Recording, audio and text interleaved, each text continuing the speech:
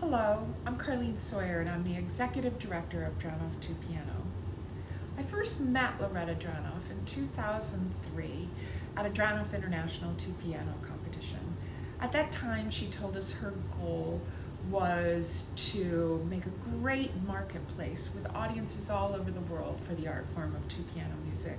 She was going to do that by discovering new artists, engaging piano greats, and making sure that there were fantastic new compositions of great contemporary composers. And really, she did do that. And over the 34 years that Dranoff has been in existence, there's been a tremendous evolution of the program, of the music, and some pretty steep learning curves that involve new artists, new art forms, and a lot of new music. Because Loretta commissioned a lot of the greats in the 20th and the 21st century. Bill Bolcom, Morton Gould, the French movie composer Michel Legrand, and today, contemporary Jean Curigliano, Adam Schoenberg, wonderful, wonderful contemporary jazz, Chick Corea, Wayne Shorter. So really things have changed. I'd like to share with you a piece of music that I think kind of reflects this evolution of the marketplace and the audience for 2 piano music. And that piece is called Variations on a Theme by Paganini for 2 pianos by Witold Lutoslawski. Lutoslawski composed this piece in German-occupied Poland during World War II. It was a time of incredible anxiety, terrible disruption and havoc and violence. Lutoslawski had escaped several times being captured by the Nazis. And also it was a time of horrible and painful remembrance of a very recent and beautiful past that had disappeared. When I first started working with Dranoff and listening to 2 piano concerts, the repertoire wasn't very broad, and this very dramatic, exciting, and difficult piece was played in almost every performance and concert that was being played. And it was certainly played by young artists in 100% of auditions for competitions across the world. So there was a limited but wonderful repertoire. That's changed today.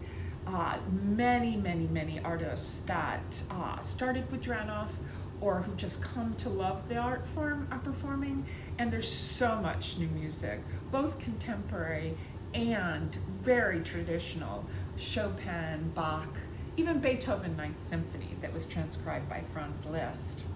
So the journey with this has been pretty amazing.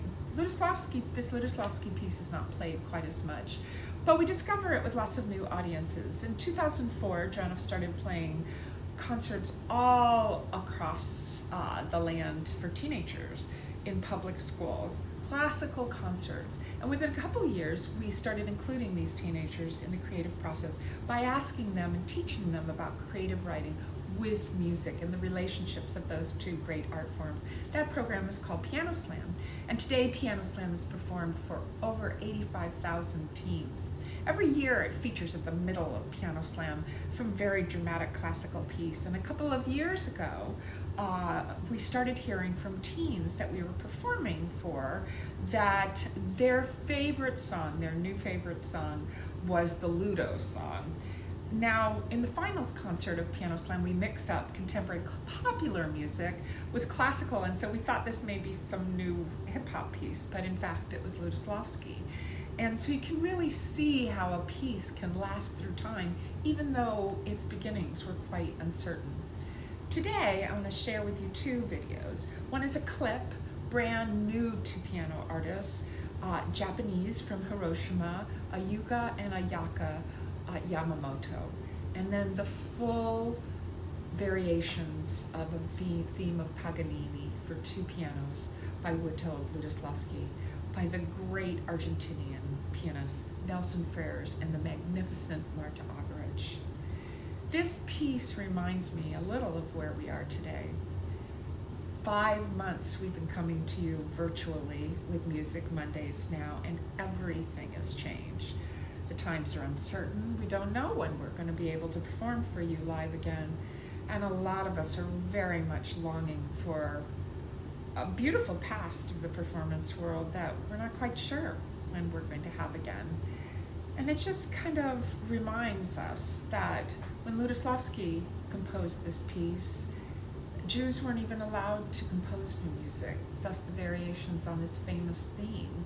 And under such duress, under such impossible ways to imagine a future, but with a great bit of beautiful and memorable nostalgia for a time that had just been lost. So I hope you'll enjoy this music. I hope you'll be with us again. And we'll see you next week at Music Mondays. Thank you so much.